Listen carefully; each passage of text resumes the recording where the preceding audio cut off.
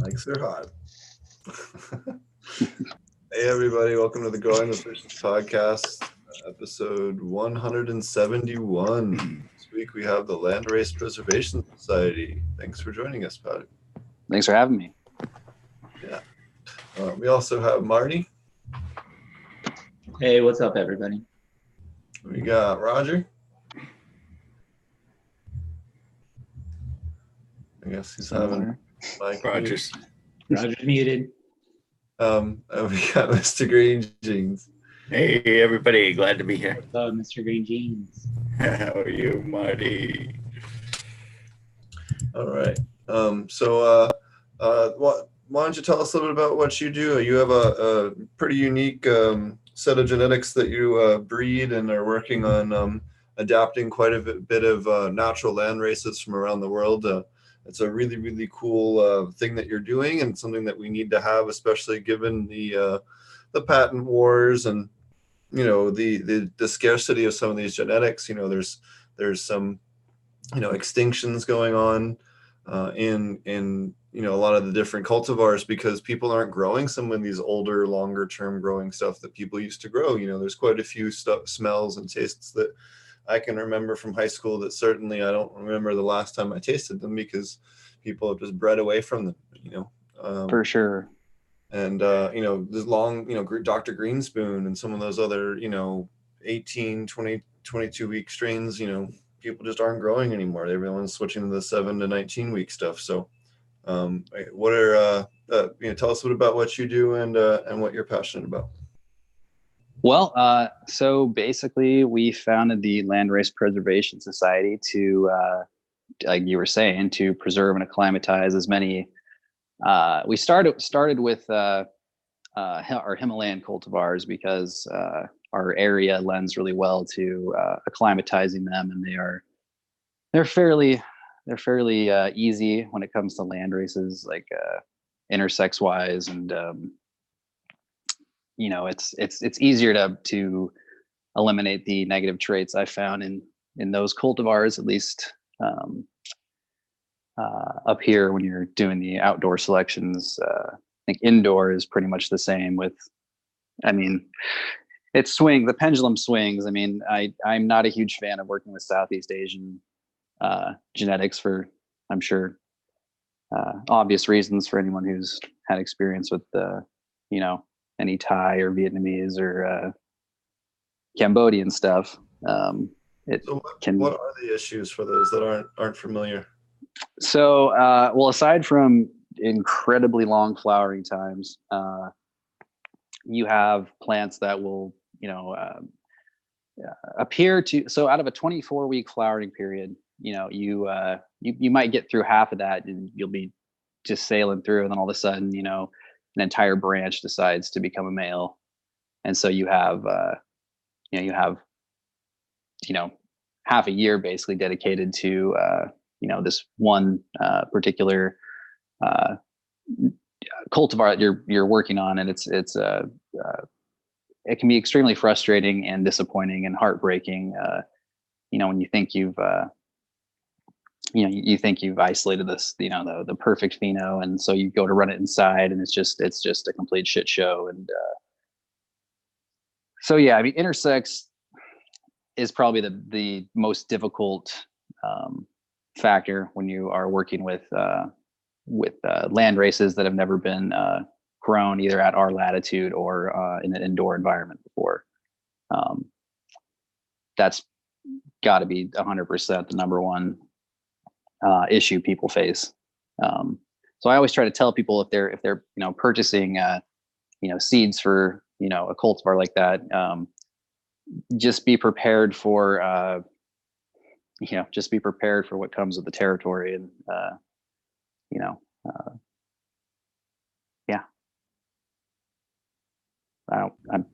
What are some of the other unique challenges that you've run into growing landrace cultivars? I didn't mean to interrupt your speech there in the beginning.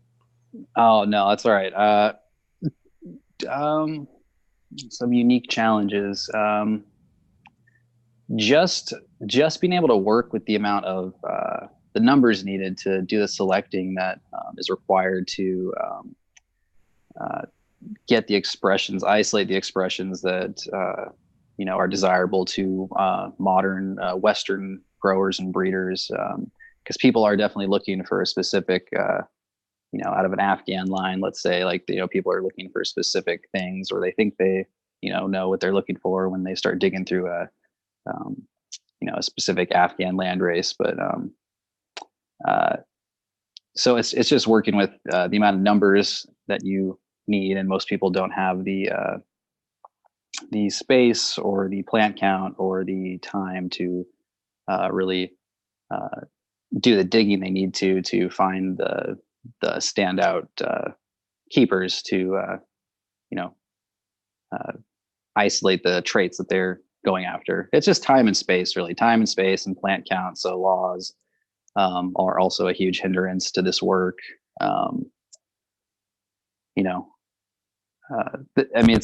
There's definitely some unique challenges that this kind of work presents you with when you decide to dive in.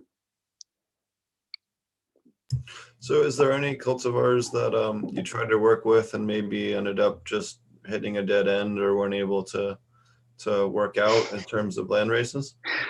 Yeah, there have been a few, for sure.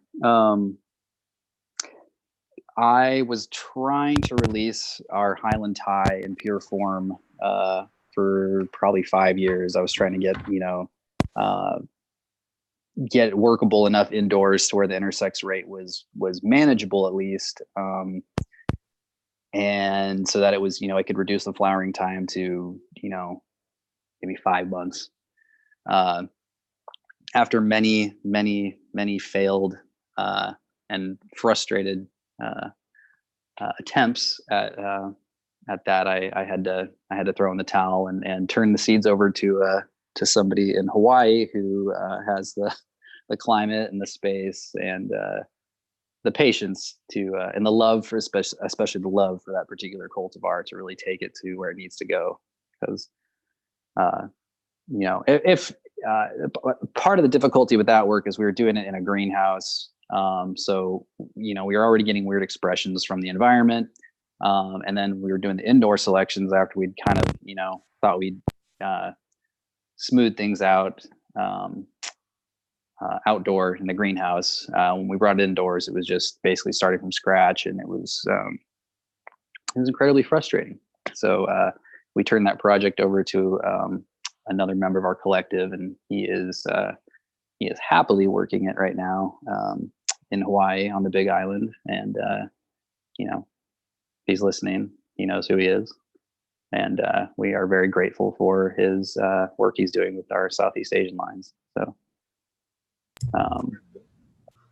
as far as line, no, go ahead. Sorry to interrupt you. I was just going to say, just to clarify a little bit, I feel like it's important to say that the reason that you're, maybe not you, but in general, a lot of times people that are after preserving landrace, it's really a different mindset.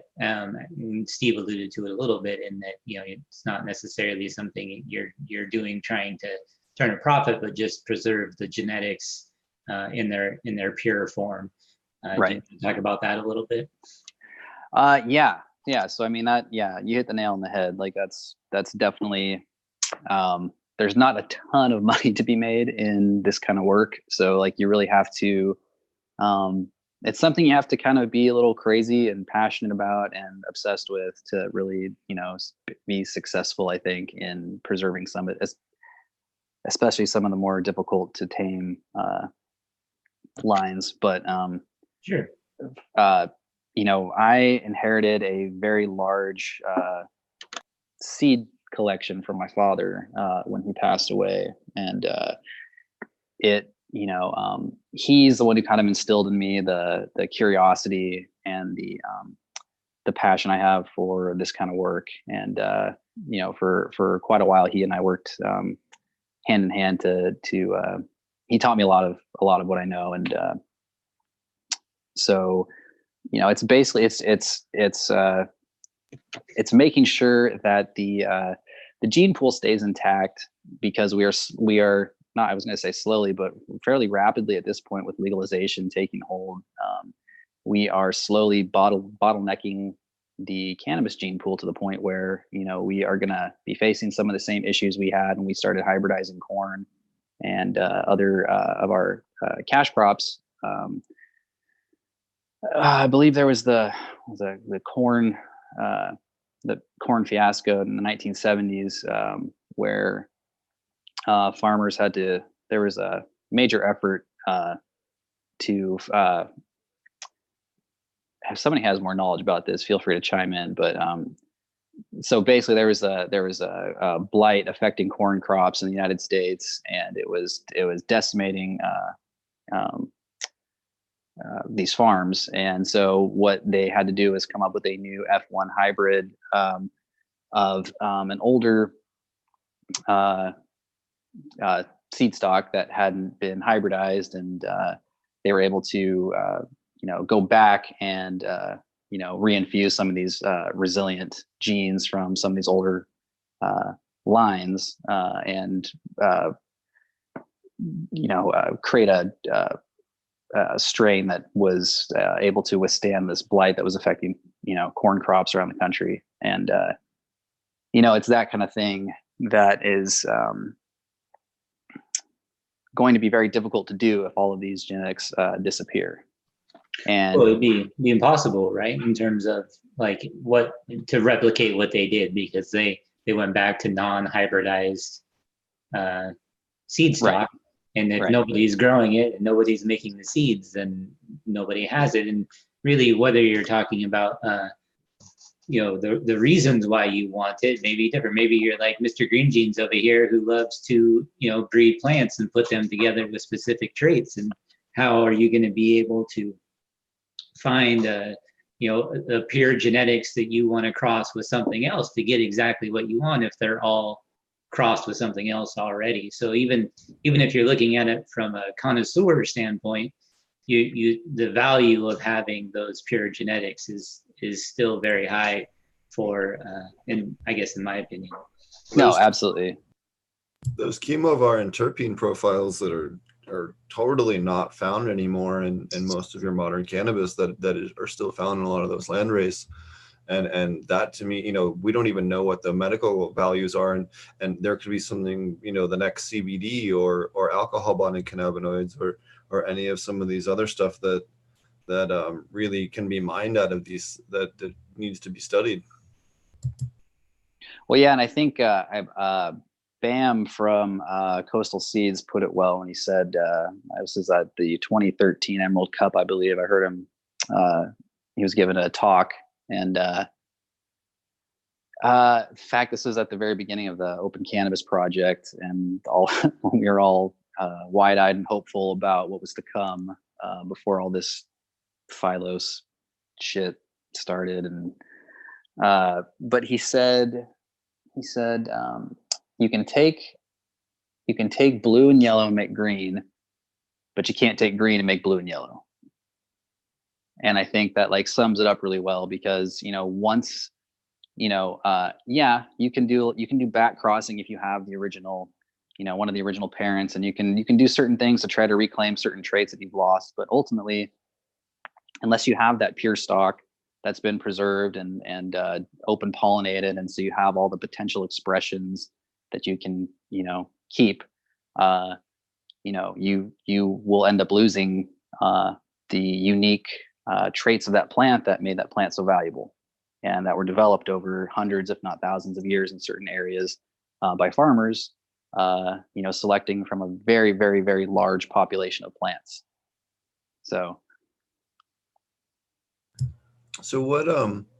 what traits do you look for in landrace plants, maybe for good potential breeding plants, that might be different than what say traditional breeders look for in terms of males and females? Well, I mean, it just depends on what stage of a preservation project we're in. So we cast an extremely wide net at first. So we basically start by eliminating we start first by just doing an open pollination of everything. And then we collect the seeds from the plants that we can't find any like obvious, undesirable traits in. So no intersex traits, et cetera. Super late finishing times. If we're trying to do an outdoor acclimatized line,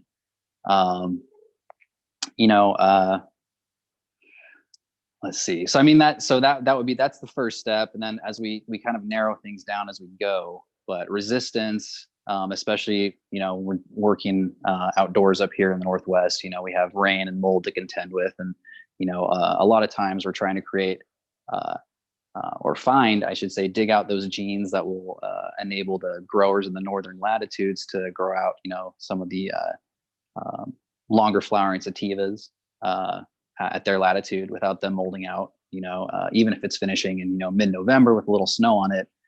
There are expressions out there that will allow you to do that, and it's just about finding those. So, I mean, resistance, bud structure, eventually, when we get to that step, that's definitely something that's taken into account. Resin production, things that make it desirable for, that are going to make it fun for somebody to grow. That also retaining the characteristics that the old heads are gonna, when they smoke it, they're like, oh yeah, this is, whatever this is, this the Buddha Thai stick I smoked in, 1979. Like I recognize this terpene profile, and so it's a very long multi-step process of narrowing down, and we keep large amounts of seed from each step. So if we have to go back, if we're like, no, we fucked up, like that wasn't, we thought that was a trait we wanted to follow, but it turned out that was, recessive, and we are unable to find it in these subsequent generations and so on. And so, yeah. And so depending on what a grower is looking for, or breeder is looking for, we can kind of go back into the freezer and be like, okay, well, these, the F3s looked really good and they had this trait. And if that's what you're looking for, this will help you with your breeding program. And, so, and a lot of people are also just looking for just the straight from the source. They want to do this work themselves. And, so we offer them just we'll do breeder packs of, it says 24. We usually throw in, 40 or so seeds, just so people have a chance to find, what they're looking for. So, it is a long process, and it varies depending on the cultivar we're working with, but yeah. I was going to add, especially outdoors, of course, it's a really long process because, you have to wait a whole year for each generation. And that is one of the advantages about breeding indoors. And I was wondering, what thoughts you have about doing parts of those projects indoors and, trying to work with day length things to match to outdoors and things like that. I mean, if you think it's, would you be able to get any use out of any indoor situation? Same question for light deprivation. Okay. Yeah, for sure. Like we definitely, like that is one of the things that once we feel like we've gotten it stable enough, we move the program indoors. We start our indoor selections. But instead of trying to match the photo period of the region it's from or trying to mimic the outdoors in any way, what we do is we will run some on 24-hour veg cycles. So we try to match what the average home grower is going to be utilizing photo period wise in their setup, climate wise, et cetera. Because ultimately they're going to be the ones who are growing it, and these seeds don't come with special instructions on, I suppose they could, but like ultimately, when people are buying these, they're going to either grow them on 18-hour or maybe 16-hour veg, but 16 to 24 hours is generally what we test them at. And then we'll do decaying photo periods for some of our really longer flowering sativas. So we'll start off at 11, 13 and end at it just depends, but usually around 10 hours of light. Love it. Yeah. So yes, the indoor stuff is extremely valuable too, because there are people in parts of the world where it's either illegal, highly illegal still, or their climate just will not lend to growing anything other than autos. Like no matter how much digging we do, although we have found, to our friends at the Indian Landrace Exchange, there are a couple members who have been going up to Siberia recently and doing some hunting, and there's some pretty interesting auto stuff coming out of there right now that we're going to start playing around with here in the coming seasons. So yeah, something to stay tuned for. These Siberian land races are interesting, very resinous, like super resinous, and fairly tall, very narrow leaf. What's that? I said, go on. Super resonant.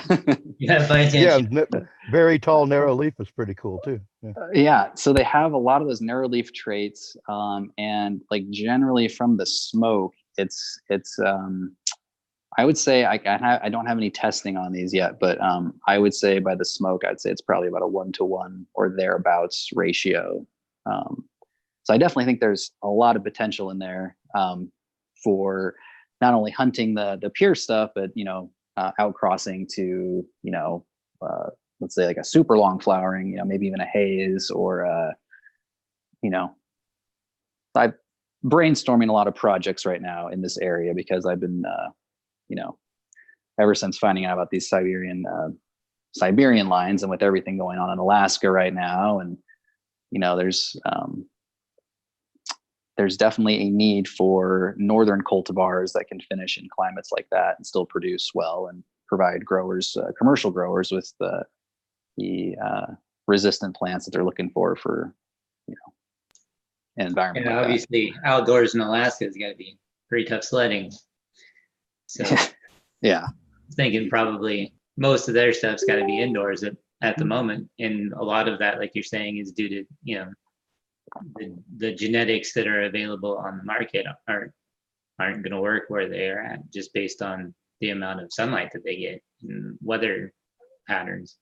Yeah, exactly. I mean, it's the 24 hours of light or thereabouts, that do make it challenging. I mean, if you're growing photoperiod plants, like you'll definitely grow some gigantic plants during that summer, but unless you have a greenhouse to finish them in, it gets a little tricky. So there are a lot of Canadian breeders who are doing some really cool stuff with autos right now. I am not super familiar with some of their work because it's not really an area I have focused a lot of attention on, but there's definitely been a lot of progress made over the last even 10 years with autos, and but yeah, so I mean there's still a huge demand for some solid commercial hardy outdoor commercial varieties for areas like Alaska and upper Canada. Probably Maine too, I would think, right? Oh, for sure. Yeah, definitely. Yeah, I was just looking at somebody's farm up there today. I can't remember what they're a DEM pure certified farm up in Maine. I cannot remember what they're called at the moment. Oh, cool. Damn pure. Yeah. Mm-hmm. I don't know, but that's cool. Yeah, I just assume pretty much anybody in both of those states have some form of legalization now. So yeah. Maine's totally legal and they didn't ruin their medical program when they did their recreational. They got both. Oh, so they did it right. Yeah, so far. Well, they were confused. Oregon still has both, but they both suck. So yeah, exactly. Small grower. Oregon's been trying to kill the program. Yeah. They've been fairly successful. Yes, they have. There are 3 dispensaries in the entire state that are still medical only. Yeah, exactly. So, yeah. Told you, Steve. There's only 3. I'm not fucking with you. I've said this before on the podcast. People are like, "What, 3?" I'm like, "No." Yeah, they're doing that in other states too. Yeah. Everybody else is a wreck. Like everybody, and not like no shade towards them, but there's fucking 3. Yeah. Yeah, I mean, a lot of people are left with pretty much no choice. It's like, yeah, we're doing away with the medical program. So if you want to keep, growing cannabis for a living, you have to do this now. So that's pretty much what they did to everybody in Oregon. You've So got before, to give them money, and you've got to give them money, and you've got to give them money, and exactly. them money, and then you can grow. Yep. See, Michigan's kind of keeping it that way too. Michigan's going to be similar to Maine, I think, because we talked about that when we were up there at the conference in March. That I told those guys, I said, man, you need to really start lobbying about making sure your medical program. And they said in Michigan, it's more of they can't just outright go changing laws like they have. They have to have the people's vote in Michigan. So I thought that should was be a state by state thing. They can't just say we're doing away with the medical program, because they have to have a vote by the people of Michigan to do We all remember what happened in Nevada, where the governor had to declare a state of emergency in order to fix the cannabis laws.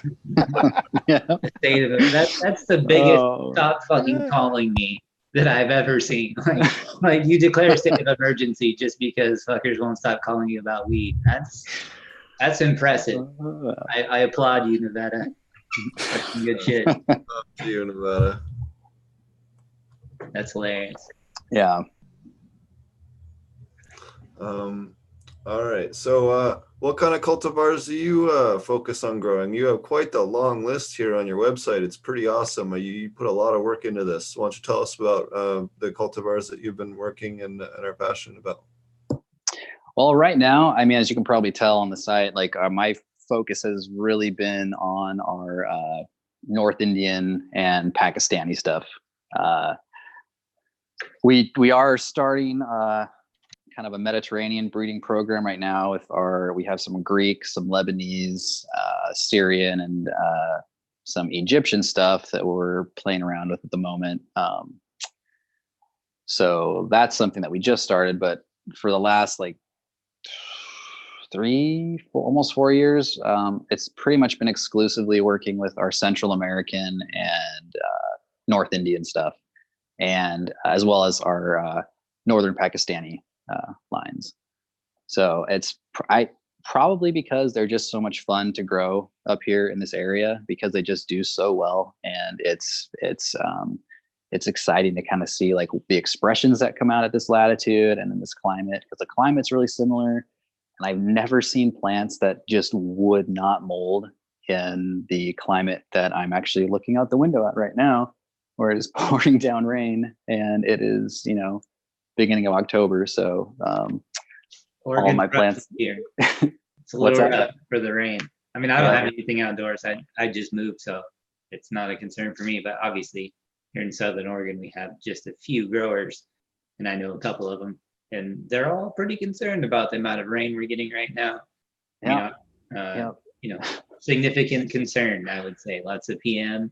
As a consumer, I would be concerned going to a dispensary here in about, I don't know, 2 to 3 months, probably for some of them. Yeah, Christmas time is going to be sketchy for buying weed at dispensaries out here. Don't buy the pre-rolls. Do not buy the pre-rolls. Do not buy the pre-rolls. Yeah. I would cut off pre-roll use like November. yeah, that's probably a safe bet. Yeah, a lot of biomass for cartridges is being created right now with this rain. Yeah, a lot of distillate. Yeah, a lot of distillate. Yeah. So what are some of the next projects that you're hoping to focus on? You talked about working on the Pakistani stuff and some of the Himalayan stuff. What are some of the other ones you hope to work on? Well, right now, we just literally this week just started, is we have kind of not really in the forefront, because there's been a lot of people doing other stuff with the Afghan lines, and they're doing some really good work. So Afghan Selection on Instagram, that's his handle. It used to be it's like Baba 69 something or other. He used to have the handle. It was Afghan Kush Black Honey. Really nice guy. His name's Haroon. He is based out of Mazar-e Sharif. He is went to school to study journalism. Then the war happened, and he the recent one, not the Soviet one, but so he's around the same age, and he really passionate about getting cannabis tourism reintroduced to Afghanistan, and he's been sharing all of his seeds from all of his favorite cultivars and regions with the online cannabis community now for the last couple of years, and the response has been amazing. So what we have been doing is we have some of our older selections from the 60s and 70s that were collected by my father and his friends during that time on the hippie trail. And we've been working these lines for an incredibly long time. So these are solid, as solid as we're comfortable narrowing them down to. And so we've taken some of our favorite cuts, and we are working on a feminized packs for home growers who want to try these out. Who are maybe limited by plant count, like in Oregon, where you can grow 4 plants. So it doesn't really lend well to growing from seed, because it's not 4 mature plants, it's just 4 plants in general, like total. So, and I know in other states they have similar, repressive plant counts. If you're trying about the only value left in having a medical program at this point, is that at least exactly a card. You can grow 6. Ooh, you get bonus flower plants. Exactly. You can have your veg room and your flowering room. Yeah, you can have veg plants at the same time. If I'm correct, I think it's double the amount that you are registered for. So if you can have 12 flowering plants, you can have 24 veg plants. Yeah. And then you can have as many under a foot tall, so clones, basically, as many as you want. So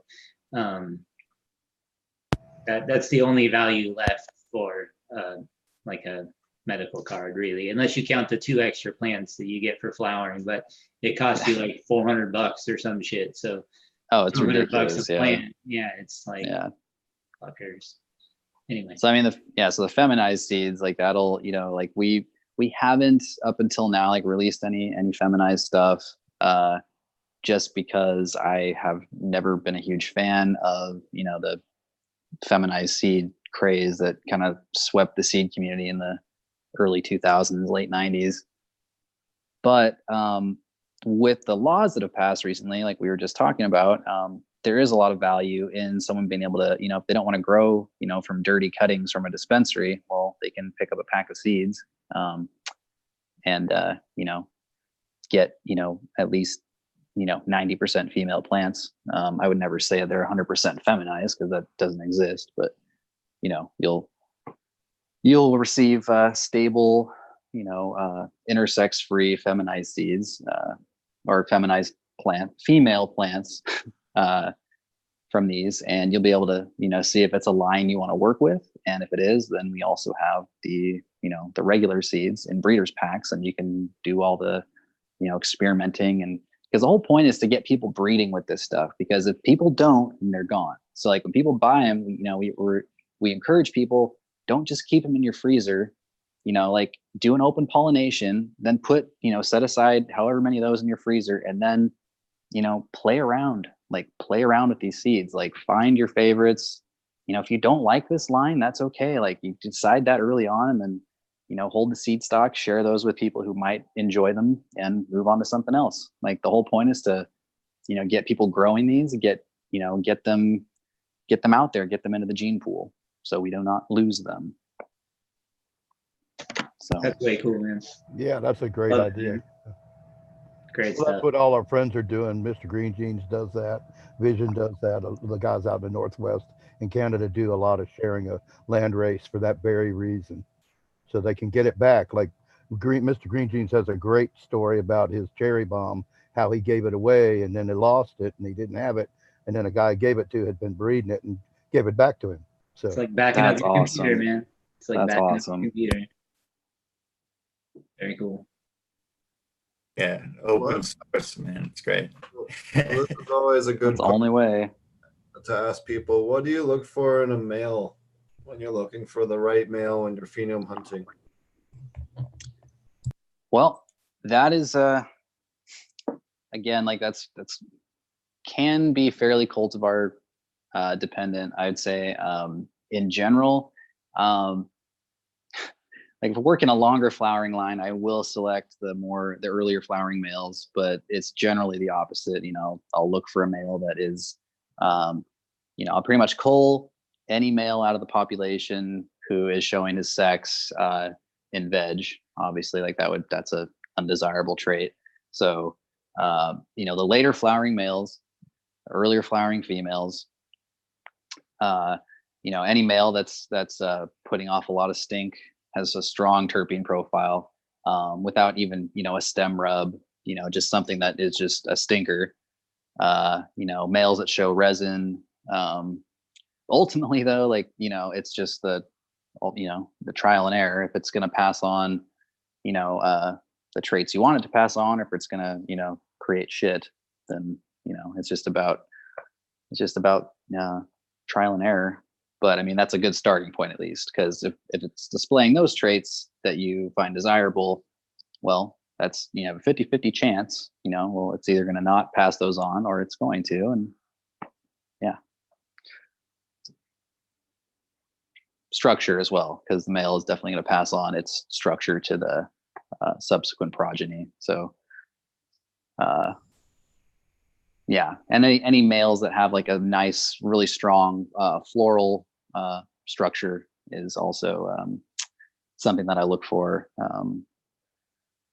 And yeah, that's just, it's about numbers, and you grow out enough seeds, and you'll find like just the craziest looking males that are just, you're like, where did you come from?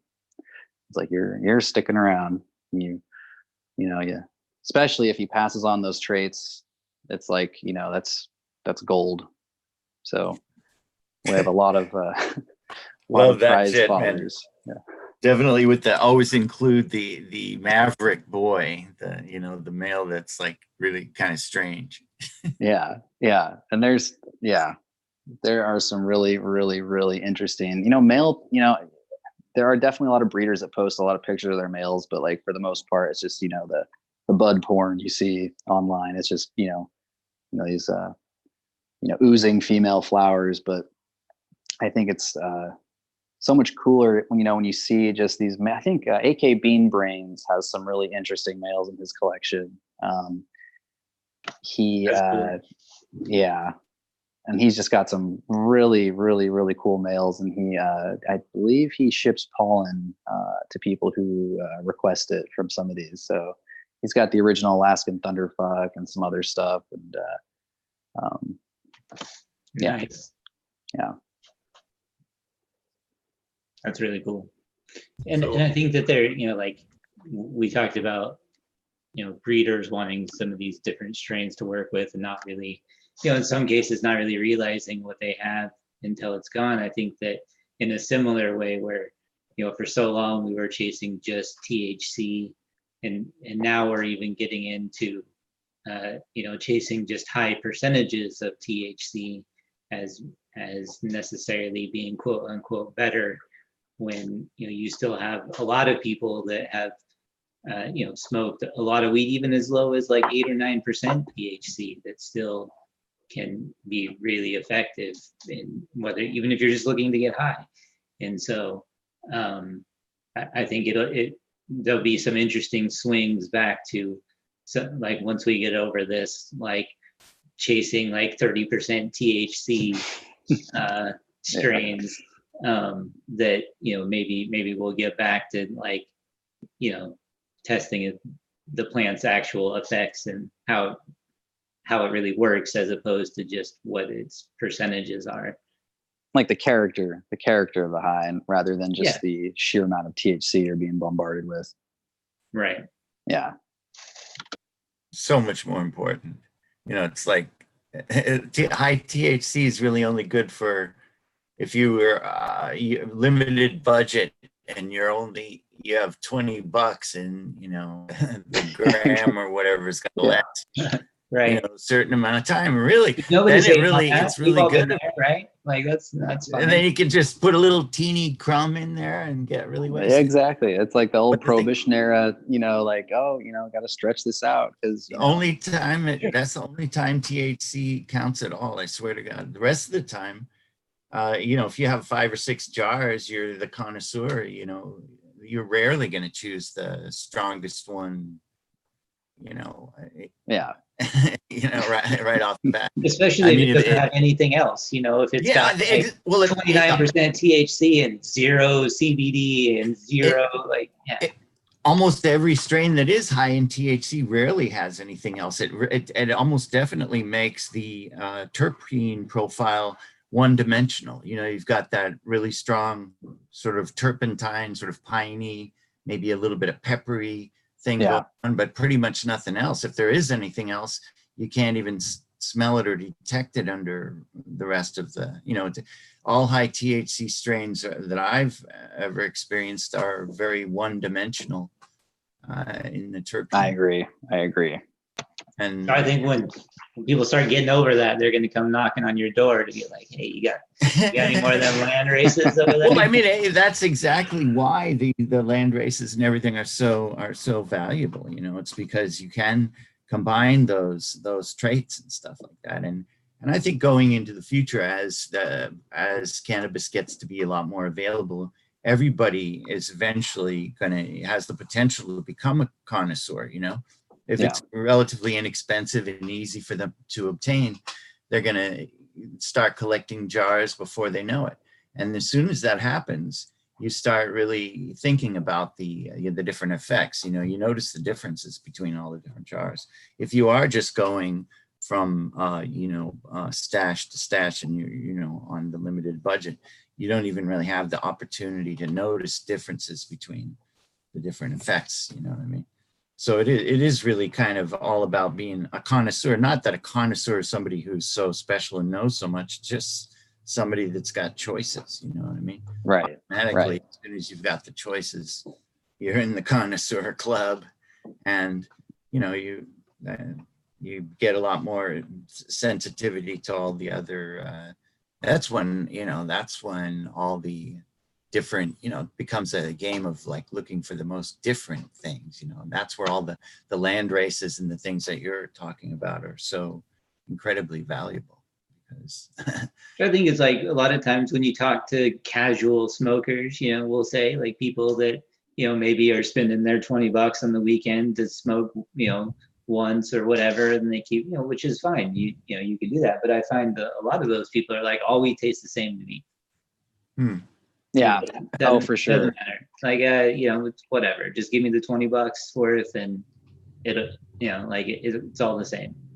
But there's some, there's some, for sure, there's some ones that'll really knock them for a loop.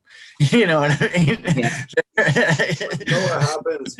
People get over the whole, hey, weed's cheap now, and then they become connoisseurs as they kind of burn out on the cheap weed. And I've gone through Colorado, California, Jamaica, Canada, and all these other markets, and I've gone through legalization in all of them now and worked with clients in those markets.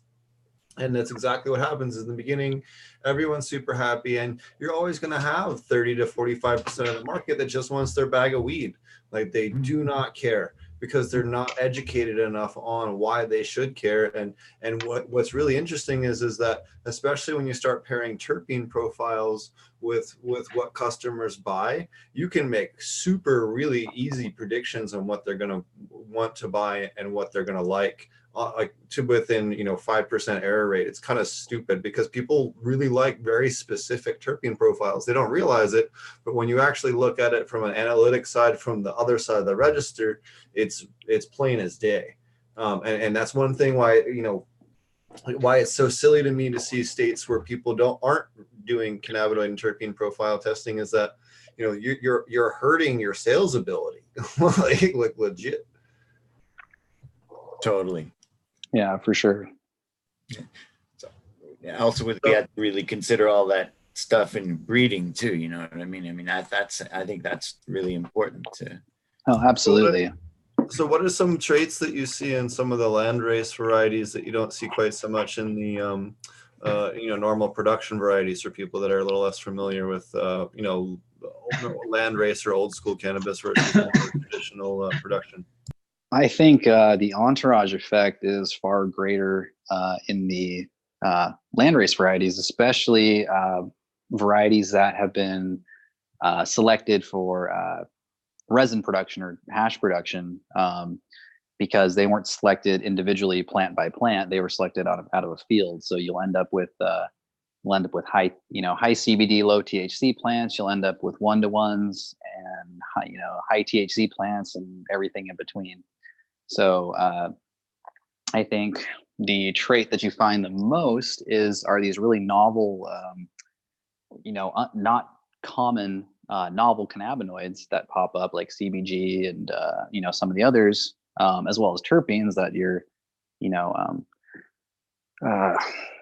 haven't really been around in quite some time, because they were they belonged to a cultivar that just didn't have the prohibition era selection traits that people were going for, which is just massive yield, fast finishing, and high THC. And that's unfortunately still the mindset that most breeders have. Everyone wants a 7-week finisher. It's like, when's this going to finish? Well, probably 9 to 10 weeks.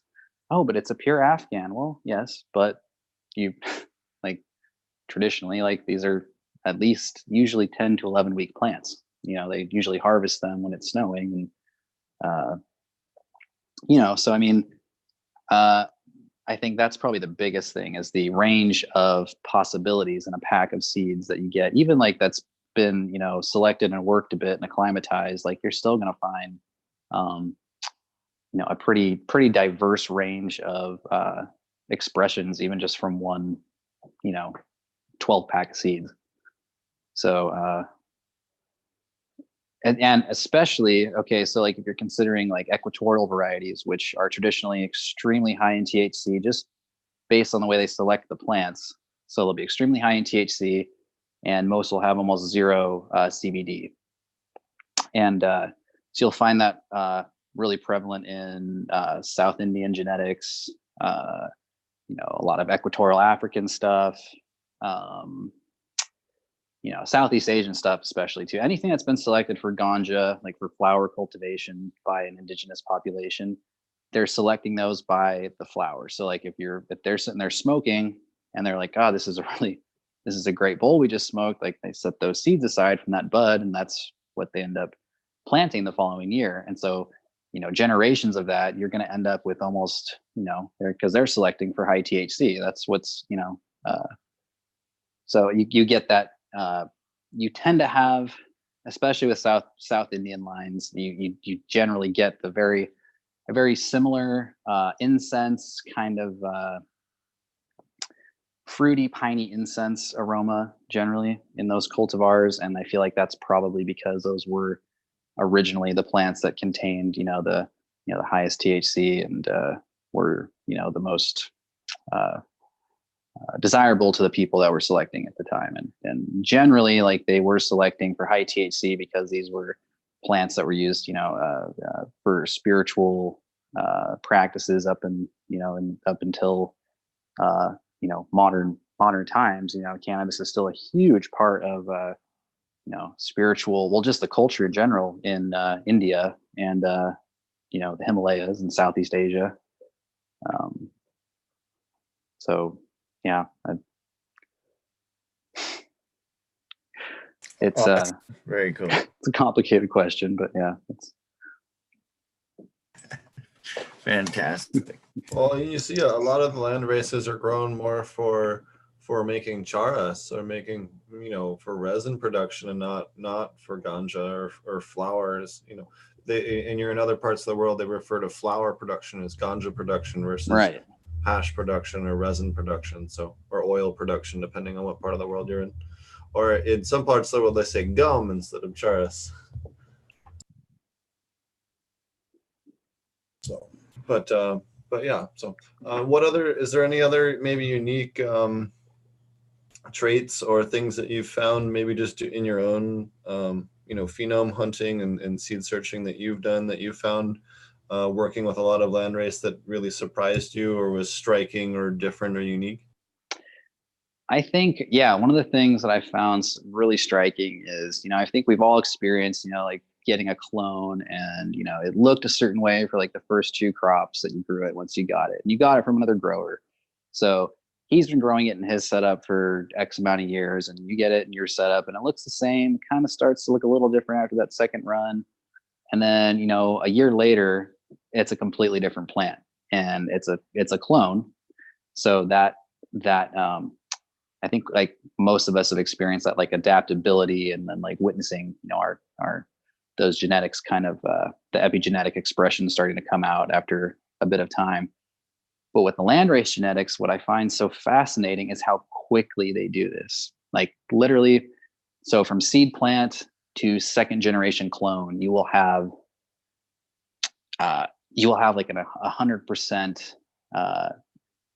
Generally speaking, especially with the Pakistani stuff I've run, just incredibly adaptable. The clones will be just completely perfectly adapted to that environment within 2 or 3 runs. So I mean, that's definitely something that I found really fascinating, really kind of makes you think about the environment you're putting your plants in, and the stimuli that they're responding to, and the expressions that come out of that stimuli. And landrace genetics just tend to they really take on the characteristics of their surroundings and the terroir, especially if you're growing them outdoors. So I mean, because the plants that we grow, like a mile from the beach compared to the plants we grow up in the mountains, like it's night and day. Even though, same latitude, just that simple elevation and the slight climate difference at those elevations like makes such a huge difference in the terpene expression and the cannabinoid profiles that come out. Yeah.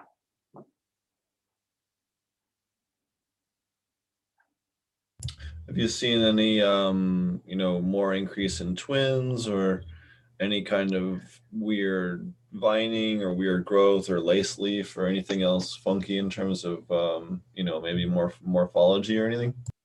Well, I've definitely noticed, like in our Chinese populations we've been working through, some very interesting mutations coming out.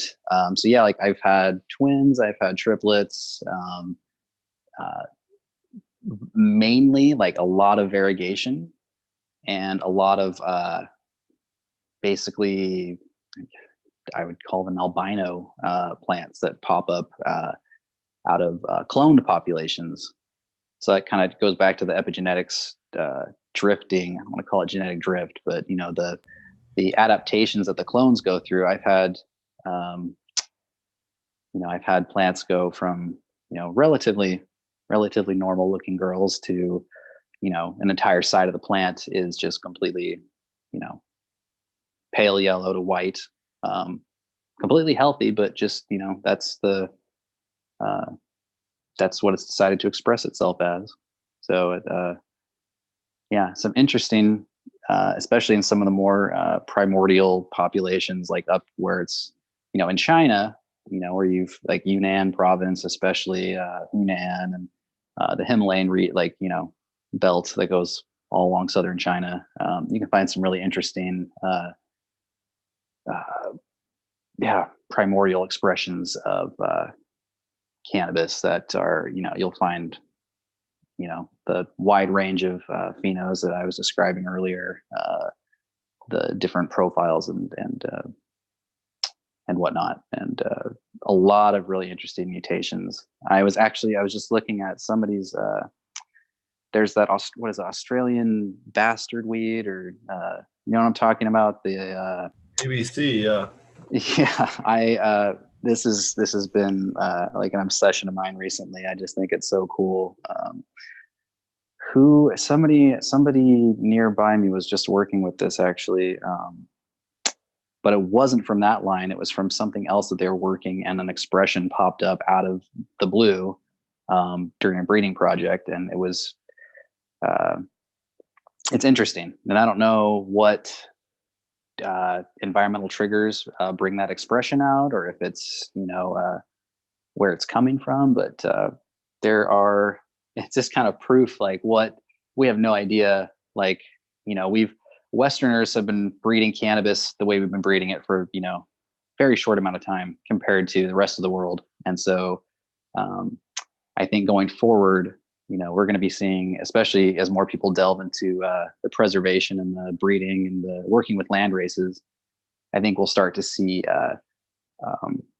some pretty crazy expressions that none of us have had the pleasure of witnessing in our lifetimes. Have you heard about Zamal? Yes, the perennial. The perennial. So, Yeah. so I have some landrace Zamal. What are your thoughts on that? Have you worked with it? I have, yeah. Talk about them. Yeah, I got some seeds from Luis over at Ace Seeds like 10 years ago. Right around when they were first starting to play around with the Zamal stuff. And I have never been able to duplicate and I've heard this is actually pretty common, not being able to duplicate the perennial, regenerating trait that that cultivar expresses at,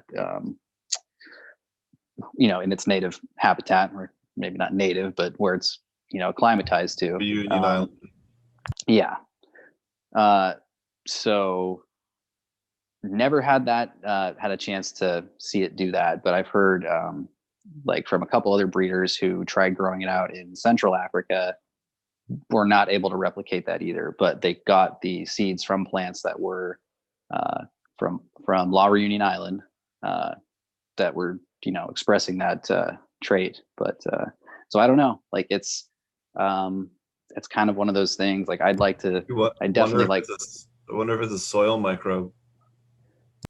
Well, yeah, it's what some people are saying. Like some people are saying it's the volcanic activity and the magnetic field from all the volcanoes on the island, or it's it's the I mean, in my opinion, it's probably just like the way the plants are being farmed there, and the climate lending to rejuvenation happening a couple times a year. You harvest the tops, the plant grows back, grows more tops. And they the one thing I had noticed, though, like I did do some regeneration in a couple grows, and I did notice that, as like the farmers say on Reunion, like that after 3 seasons the plant is at its peak, so you'll get the best harvest after your third crop out of that plant. So the plant, in my experience, like that line does tend to, like, after 2 or 3 runs, harvesting, regenerating, and that we did that from clones, not from seed plants. So, but yeah, we did notice an improvement in quality after the second run. So yeah, I've never tried that with any other lines, though, so I don't know if that's specific to that plant. But I've also read Ed Rosenthal saying that about just cannabis in general. So I don't know. I've always found that clones, in my opinion, I found that when I clone a plant, that about the third time I go, third run, I get the best results because of the adaptation, like you say, to the environment. Yeah. And that's what I found that to be pretty, for 20 years, I've seen that. If you start cloning, it's that third run on the clone, and it seems to really take to your style of growing in whatever environment it's being, grown in. What do you look for when you're doing your clone selections, like for a mom, like when you're the flower that I like the best. Yeah. Just in general. And I work for a seed bank, so I kind of I keep going through different ones, and I don't clone a lot. I did for a couple years, but I got tired of it, and everybody was doing the landrace thing, so I got some land. So I'm in the middle of starting up doing a little bit of breeding now, which I didn't really care to do before, but after a while, you just get sick of hearing about everybody else doing this cool stuff, and you're not. So, but yeah. I choose clones by whatever. Like if I grow 3 or 4 different cultivars, or strains, hybrids or whatever I like the best is the ones I keep. The whatever I like the way the plant looks, that's about it. Yeah. I'm not a big breeder, so that's the limit of mine is what I've cloned. Yeah.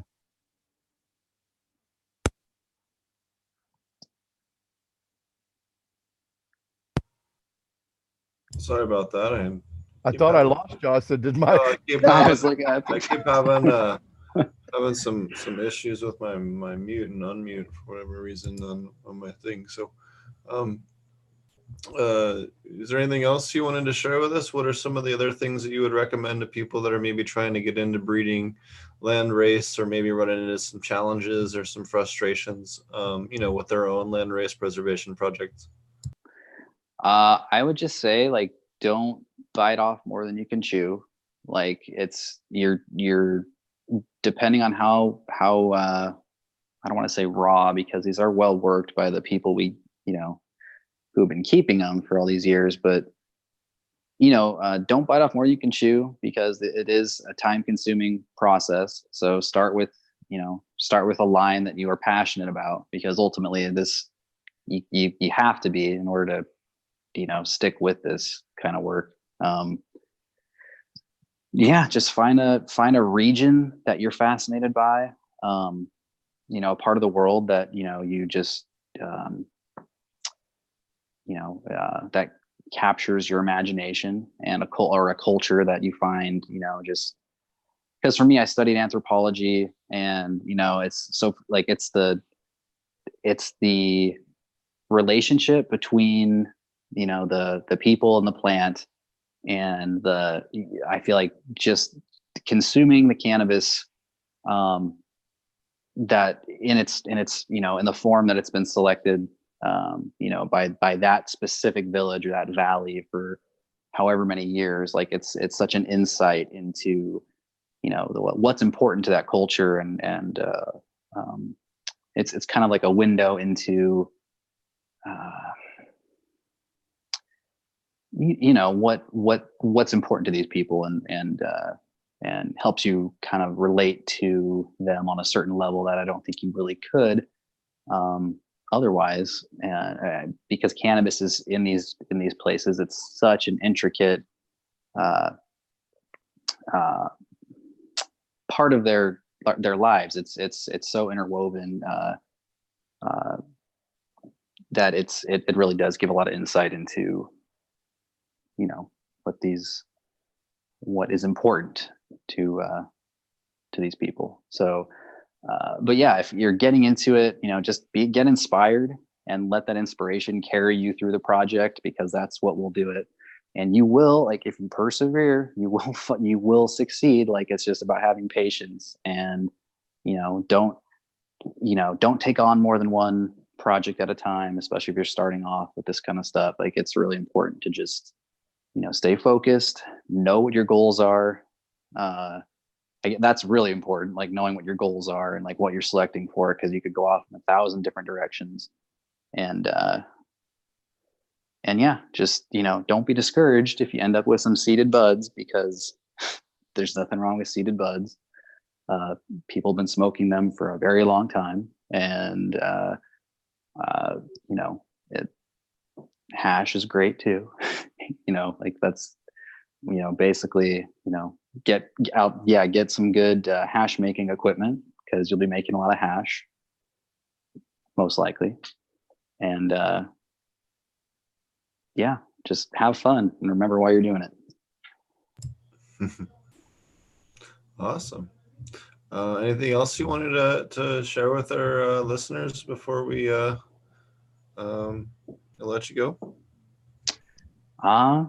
No, it was a pleasure chatting with y'all today. Why don't you tell everybody how to find you, your website, your Instagram, and all that stuff, and we'll make sure that's in the description as well.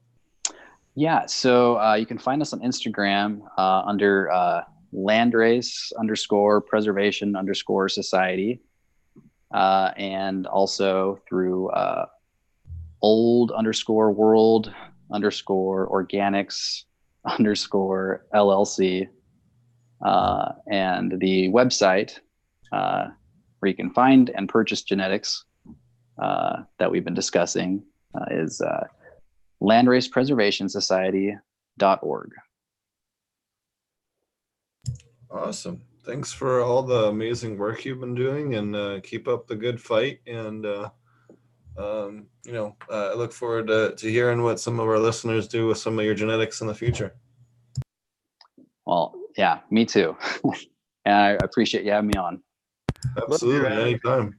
Love your attitude, and stick around if you want. Well, as we move the show on, if you want. Yeah, I'll stick around. What are you? I really appreciate it, man. What have you been up to there, Mr. Green Jeans? Oh, me? I don't have too much to report. Doing a lot of outdoor growing,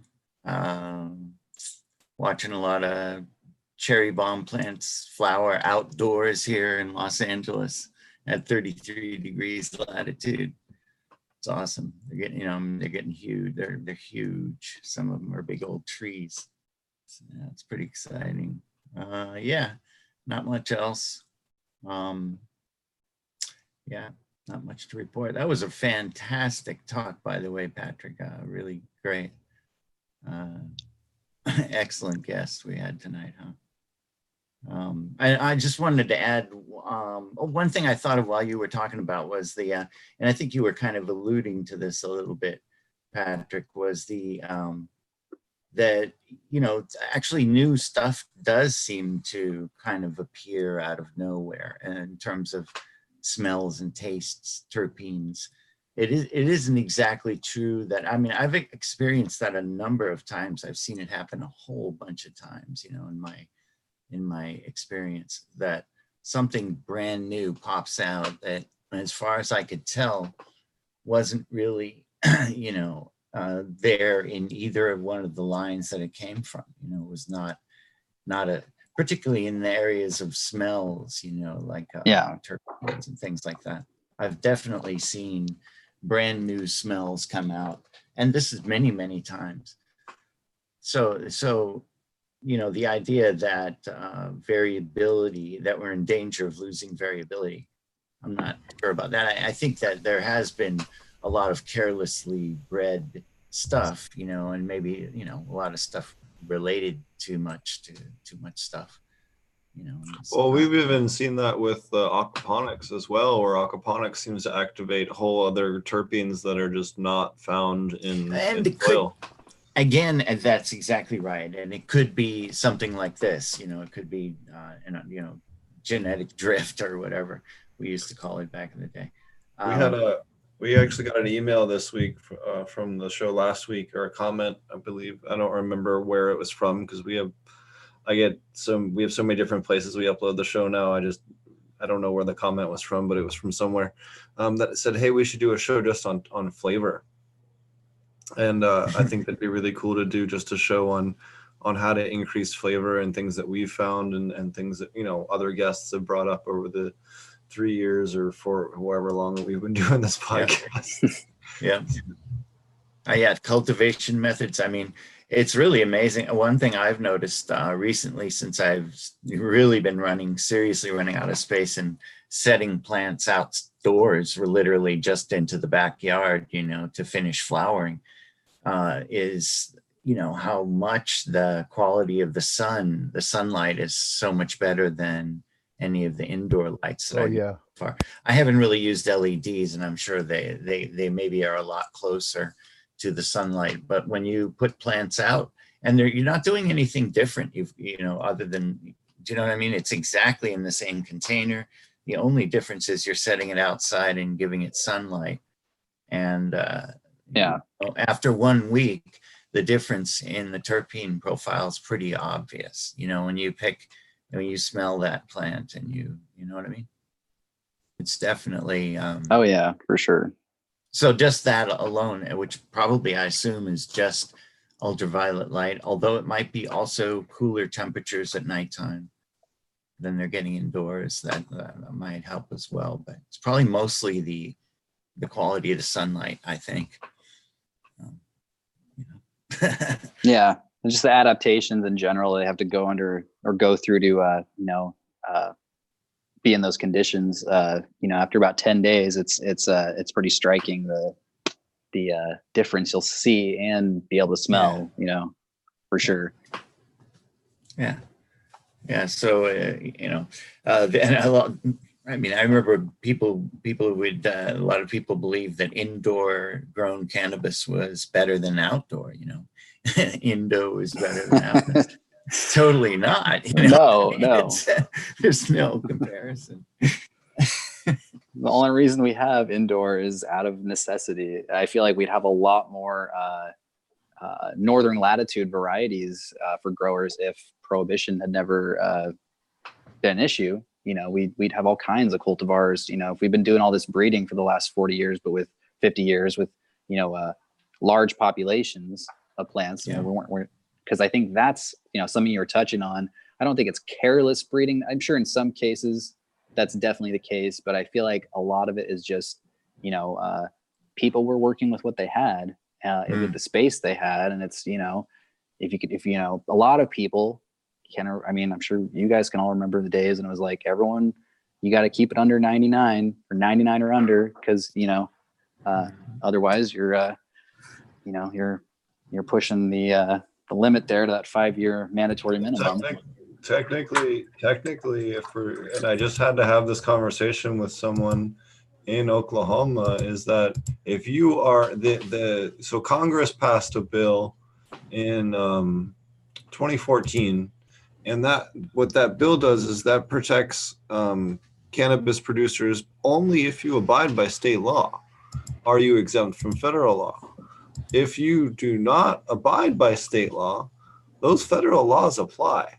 So you still, if you're in flagrant violation of those federal laws, or in state laws rather, they absolutely can charge you with that. Even to this day, can charge you with that, 5-year minimum for every 99, or for every 100 rather. I had to explain that explicitly to someone who refused to listen to putting a fence up to stay compliant. It was completely idiotic, but it's just one of those, hey man, you do it by the book or you don't do it. Like if you're gonna do it for legal business, like stop fucking around. Yeah, exactly. Yeah, that surprises me. That just blows my mind. Somebody gets that far into that big of a farm. Like I know what farm you're talking about, and they won't finish putting up the fence. I mean, come on. you got 400 and something plants, and you don't have a fence up. You are not in compliance. No. I know Steve would talk to him, and I don't understand it at all. Yeehaw, the Wild West. You can lead a horse to water. You can't make him drink. And that's all you can do. And it is something that, too, if you're a consultant and someone's not abiding by the law, don't be afraid to walk away. There's nothing wrong with walking away from a non-compliant,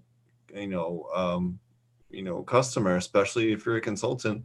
There's not a damn reason why you should risk doing what you're doing and risk your livelihood because someone else is greedy. There's no reason for that whatsoever. Because like Steve would say, told us all, the whole point of it is that if as a consultant, you're liable too to be, and if you're on that property and that grow, yeah, but if you're in the grow, right? I mean, you're pretty much. Oh yeah, I mean, if you're on site, absolutely. You're liable. Yeah, you're liable. So that's why you can walk away if it's not, because you don't want to ruin your life and your license or your ability to be a consultant, because you never know how the law takes you. If you get arrested, you may be banned from doing that. You never know. So. Yep. So that's why you gotta be careful. So.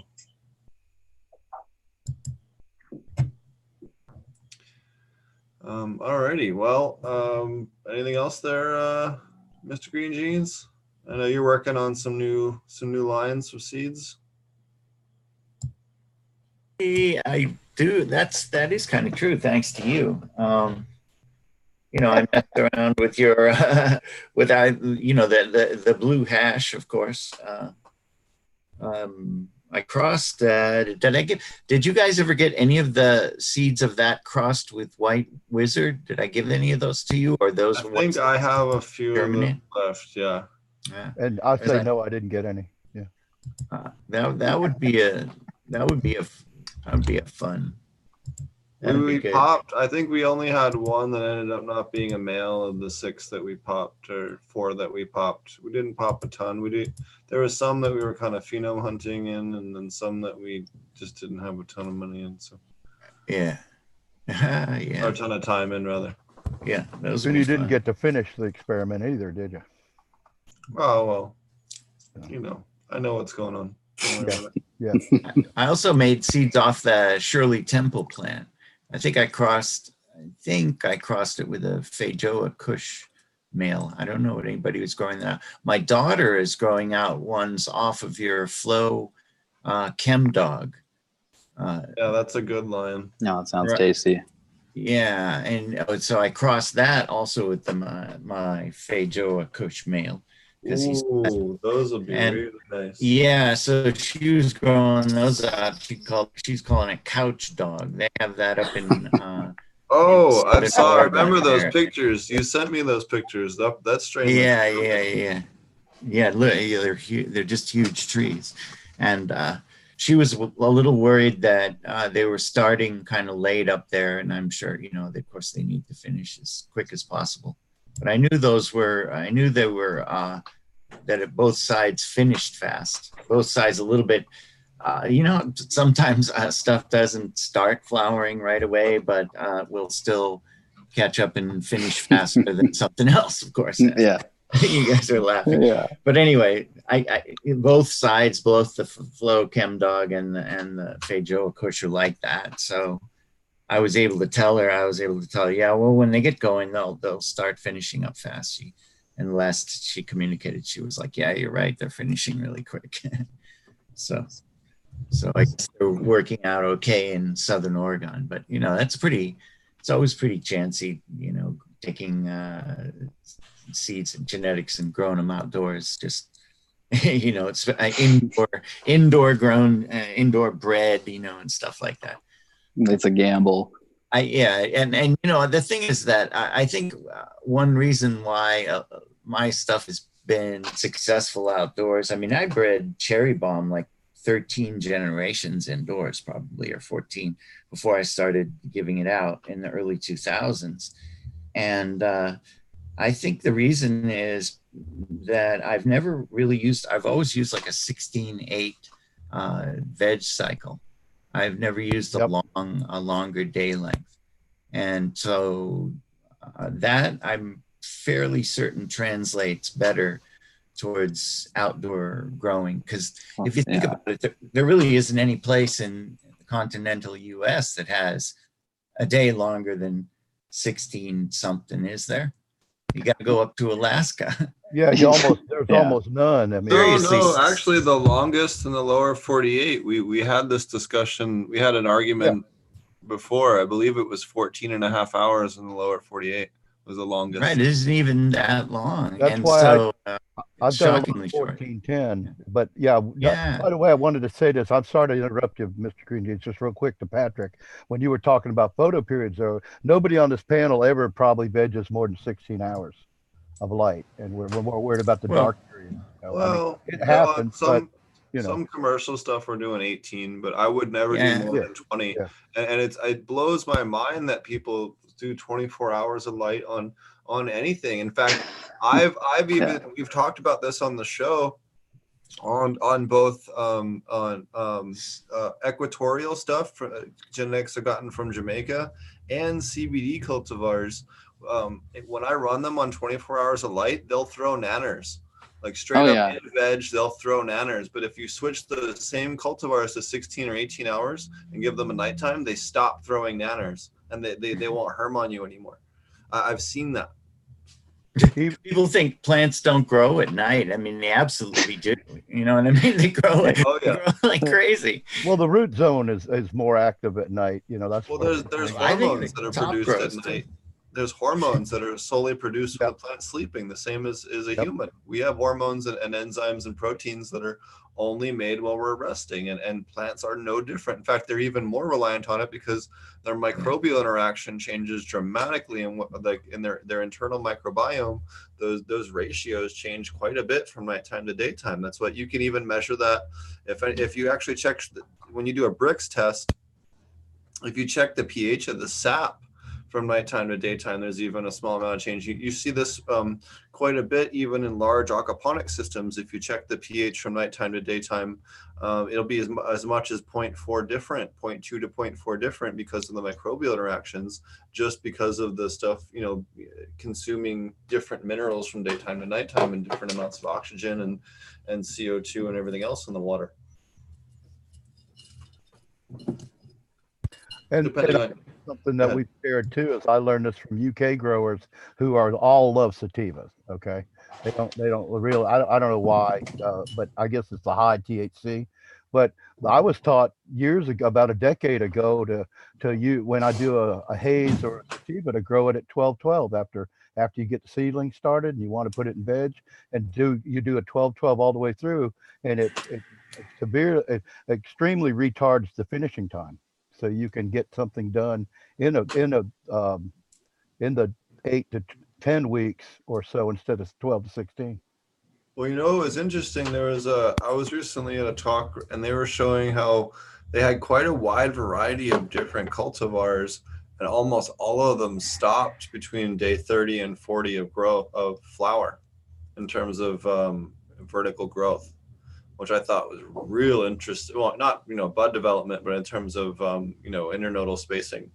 I thought that was really interesting. That had, pretty radical difference in genetics, and having that same kind of stopping period. Now, I'm sure there are some sativas for sure that don't follow that rule, but it was really interesting to see that kind of uniformity in production strains. Well, it helps instead of stretching all at once for 2 weeks after inducing flower, it's constantly just adapting and stretching and becomes uniform. I think that's what it is. Yeah. So what about anything else there, Mr. Green Jeans? I know I'm going to see you next week. Yeah. Yeah, we're going to come out and hang out. And I don't know. We'll definitely do a thing. I don't know if we're going to do episodes next week because I'm going to be traveling. I'm going to be on the road, so we're going to see if I can fit them in. Thursday is going to be. We'll see. It's going to be rough next week, but we're going to try. We're definitely going to have some video content. I just don't know if we're going to have normal shows because of scheduling with where I'm going to be. So. And for anyone interested, I will be in Long Beach, California on Tuesday. I'm speaking at 10 a.m. at the California Cannabis Business Association's conference on aquaponic cannabis cultivation. And it's put on by the National Cannabis Association, which is really cool if anyone's interested in checking that out. So it's a lot of fun. And then I'll also be up at New West Summit in San Francisco, Oakland. Next week as well, for those of you that are interested in hanging out or getting together. Let me know. I'm sure we'll find time to pop over to the Castro Castle and say hi to Wayne and Jeff and the crew over there. And you never know who else we might bump into. There's some pretty cool people we're working on trying to arrange some meetings with. Some pretty cool stuff that we're going to be doing while we're in California this trip. And you never know where else I might pop up at. And yeah, I think I'll wait till my segment and then I'll talk a little bit more about what I've been doing. Maybe you could do a castle podcast again on Thursday night. That'd be a stretch. We'll see. Just threw it out there. I'll be in Oakland. Yeah. So, but it's the closest you're going to get without being there. Yeah.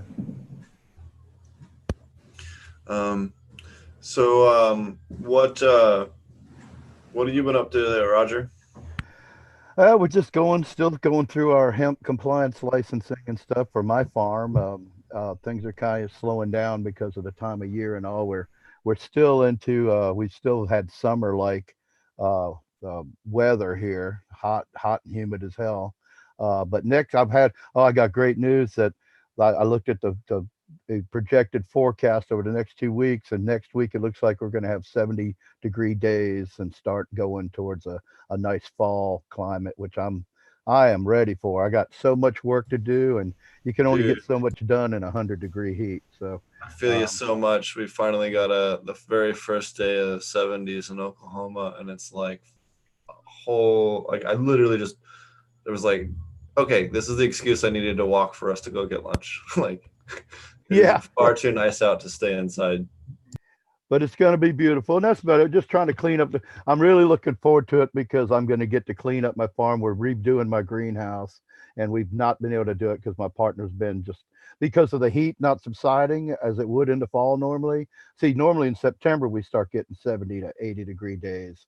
We had 2 of them, and then it went back up into the mid 90s. And so he's a HVAC guy. So shout out to Ryan. Hey, buddy.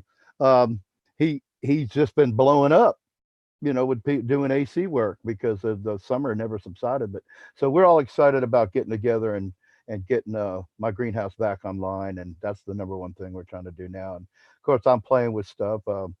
I got some nice genetics from our friends of the show, Kaya, Malik, and Wendy going, and I'm getting ready to put them in flower allegedly, and that's about it.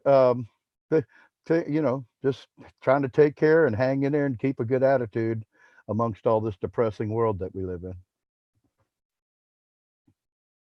Oh, it ain't that depressing. Trump's about to get himself impeached. He literally talked about a bunch of stuff that was pretty impeachable live on TV today when I watched him. So it was pretty awesome. Oh, okay, you watched? There's a little bit of hope in the world. So, but go ahead. Oh, nothing. I was just saying. Oh, you watched him, and yeah. Well, no, it popped up on my phone that there was a live thing, and I was like, you know what?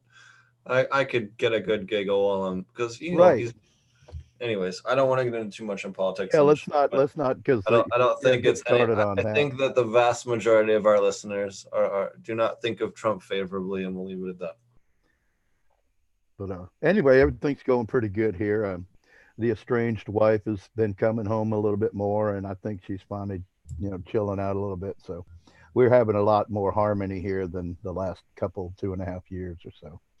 And this is it's 2.5. You were talking about how long the show was. I was thinking about it the other night, and I joined the show about 2.5 years ago. We're almost at 2.5 years. I've been doing it with you guys. Well, Marty and I have been doing it to over a year before that. Yeah. Before that. I'm going to talk a little bit about what I've been doing. I can't get into all the details I would like to get into yet because I have to wait on the press release to go out. But we're going to be doing a big ass project in Africa. One of the bigger projects going on in Africa. There'll be a press release at some point in the next very short while with a bunch more details. But that's what's been keeping me busy and what I've been doing and why I've been zipping all over to all kinds of cool places and hanging out with all kinds of cool people that are going to help us along the way. So that's what I've been doing and why I've been very quiet for a minute. Got pulled into this bigger project with some of the great people I've been working with. And it's kind of snowballed into something that's far bigger than I could have ever imagined.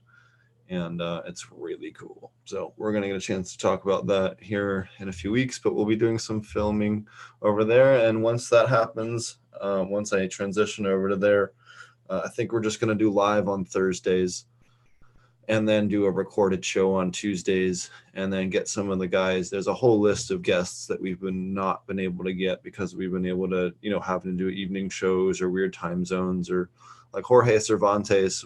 Him and I have played tag more times than I can count trying to get him on the show.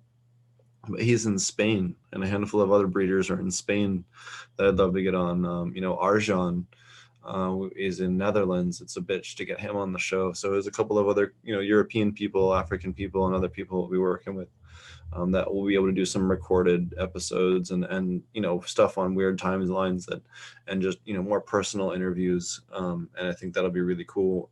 Later on, towards the end of the year, beginning of next year, whenever this all, whenever the move date comes, which is going to come sooner than later. So that's what I've been up to. So we're looking at a couple of different countries in Southern Africa that we have different assets in already, and that's what I've been doing. So it's going to be a lot of fun, and far bigger than anything I've worked on yet. So I'm super stoked on that. I'm glad you chose Thursday. I was going to suggest that, and I'm glad you did that. So it makes me feel good. And record it. It's be great because you'll only be a couple hours, 2 or 3 hours difference from Jorge's time when you get over there too. Yeah, so that should work out. Yep. Of course, I'm available 24 hours a day, so I'm always going to be here if Steve allows me. So. Yeah, it's going to be really cool. We're gonna do a little bit of our own strain hunting. In a couple of countries. I'm actually talked to the woman that I'm going to go do it with. But once we get set up, we're going to get there, plan out what we're doing. We already have a bunch of seeds and stuff lined up, but plant that out and then go find some local stuff to work on, and then breed that up. And then, work on, crossbreeding up some of those local cultivars, try to find some more THCV cultivars and work on some other cool, unique stuff that we have in the works. Some pretty cool partners and some really amazing people. Again, I gotta keep my tongue tied until the press release goes out, but I did get permission, at least enough to say that, as much as I was allowed to say today. So.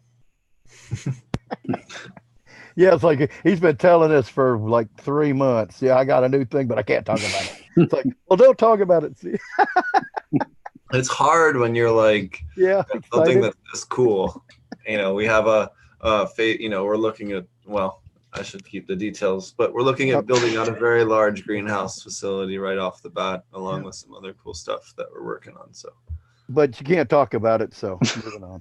Well, I'm once they release the press release, I can talk about all of them. Yeah, I know that. Yeah, I just like to mess with you because this is not the first time you hadn't had. Well, it was supposed to be out, and then good things keep happening every week, so we keep pushing it back because we keep adding good things. So can't complain when it's good reasons. So, but yes, so that's what I've been up to, and just working on sourcing beneficial insects in Southern Africa, and working on sourcing all the different things that we're used to having here in the Western Hemisphere, and trying to find them over there. And what is nice is that there's a lot of things that are getting pretty expensive in the United States because of the tariffs that Trump has caused with China. Well, they don't have tariffs in Africa with China, so it's pretty nice that a lot of the stuff is actually about a third cheaper when we're pricing out the grow and stuff. It's kind of funny. You wouldn't really think that, but so yeah. And then one last thing here. Marty and I are working on we have the class coming up August or October 17th through the 20th. We'll be teaching a 4-day intensive commercial aquaponic cannabis class at Marty's farm in Gold Hill, Oregon, just outside of Medford. We're literally just on the outskirts of Medford. So if you're thinking about coming out there, if not, we will also be offering the class live online for the first time for the commercial course. We go through almost an entire day of microbes and nutrients. And then the first day is basics, aquaponics, cannabis 101, and aquaponics 101, and cannabis 101. And then we do a whole day of design and management and plants, plant training and all the different things like that, and the fish and whatnot. And then we do a day of system design and system, management and, protocols and business stuff and, all the other kind of portions of the, industry that you end up running into, and a little bit on extraction. We'll go through some hands-on extraction stuff. I know Marty's got some cool stuff going on over there. And I know we have a couple of other neighbors that he's hoping to get us some access to for some tours of some outdoor stuff as well, depending on what's been chopped down yet or not. So we're hoping to make it a really cool experience, and we'll have plenty of cannabis to smoke there, and quite a good time. We provide lunch, and you'll get a booklet that has all kinds of detailed information as a reference guide with the course as well, and then some shared digital files so that you have for references. And we also cover pest management, microbials. We go over microscope work, how to analyze stuff with the microscope, how to analyze your nutrients, how to dose your nutrients. I know Roger's been through the 2-day class. Actually, both of you guys have been through the class, Roger. Yeah, And Green Jeans. and I want to say it's an excellent class, and to be at Marty's farm, from what I've seen, it is so beautiful up there in the mountains, and it's going to be awesome. If you guys can make it, this would be the class. It's probably the most informative cannabis business class, business/cannabis dash everything, including bugs and everything that you could possibly think of going to. And yeah, I couldn't recommend it more. Yeah, and last time we taught it up at Dutch Bloom's farm. That was a lot of fun. We had Mike West show up, and he was really cool. So you never know what other kind of cannabis experts might show up to our class. I know we have a couple that are talking about coming down right now who we'll leave them anonymous because it's always fun to surprise people. But yeah, and if not, you can always join us online. We'll be live streaming the whole course on Zoom. So you can check us out on there and buy an online ticket as well. For those of you who can't travel, maybe you're on a different continent, you can happily join us that way. So yeah, and then we're working on, thanks to a big friend of the show, we're almost ready to launch. We're just 2 to 3 weeks away from launching. We have a bunch of merch we're going to launch on for aquaponic cannabis growing and regenerative farming. And all the proceeds, at least for the aquaponic cannabis stuff, is going to go to just the server costs and everything else. With Zoom, it got a little bit more expensive to host the podcast this year. We also pay to host this, course on video and audio to re-upload it everywhere so that it's, available on iTunes and everywhere else. So we're just going to use it for that. More than happy to be fully transparent about all of that. We'll make sure that it gets published up on the website.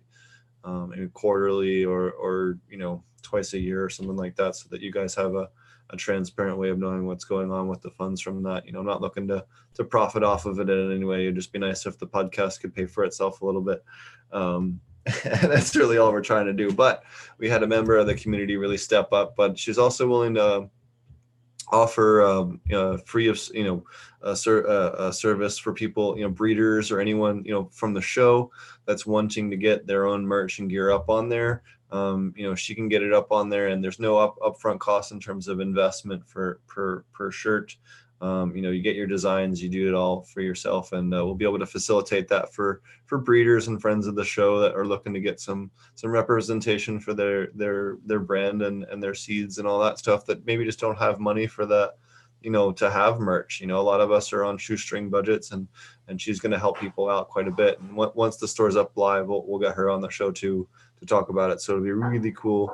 And we're happy to help and happy to have someone that's part of our community that's trying to help us out as well. And we're very grateful and grateful to be able to help other people at the same time.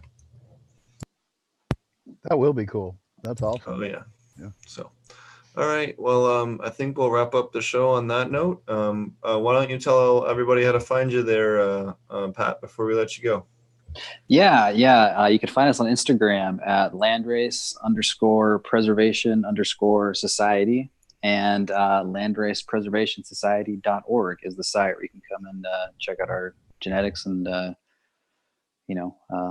purchase them. Awesome.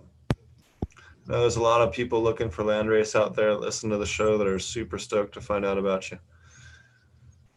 What about you, Roger? You can find me, Roger Latewood, at Instagram, Facebook, which I really love seeing a lot more people posting some stuff on Facebook, even though it's the evil Facebook. It's easier for me to communicate being legally blind. And of course, I run the forums at ilovegrowingmarijuana.com, and you're welcome to come there and share your information. Possibly, if you've got a special category that we would need to open, I even offer that to people. Like, I would love to have a breeder category if I could get some breeders to sign up and start putting their stuff. Now, we have a seed bank, so I don't think that the company would want to allow sales of it, but I think we could have a breeders like a discussion category if people wanted to do that. We've had a lot of breeders on the show, and they've all been great. So, and thanks again, Patrick. You were fantastic tonight. I love your sense of humor and all too. Nice to hear people take things real seriously, but have a sense of humor and laugh at things too. So. Yeah, sorry if I cut you off there. I didn't mean to. Did you cut me off? No, I think I cut off Patrick a little bit there at the end. Didn't mean to. I'm sorry. All right. What about you, Mr. Green Jeans?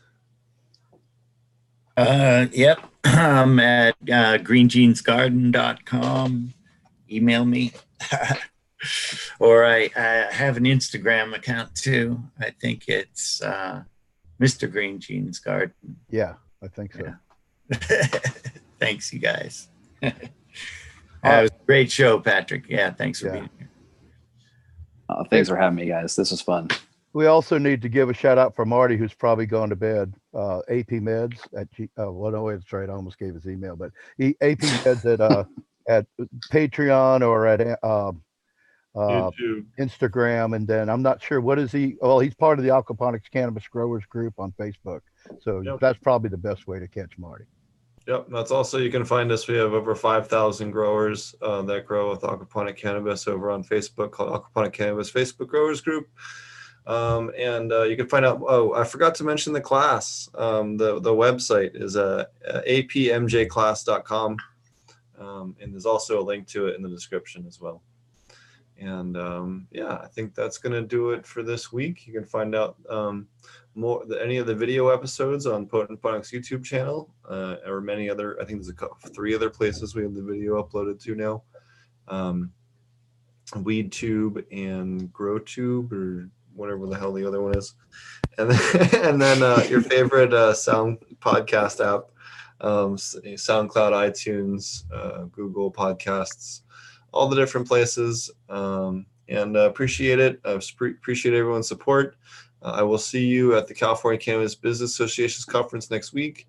I do not think we're going to have any shows next week. We will have live content on the YouTube channel. I just don't think we're going to have time to do regular shows. We will try our best. If we do have a show, it will be from a cool place. There's some cool stuff we're going to be doing next week. I just need to see if I have the capability and the permission to do live casts and where I will be during normal podcast hours. So we will see about that. No promises.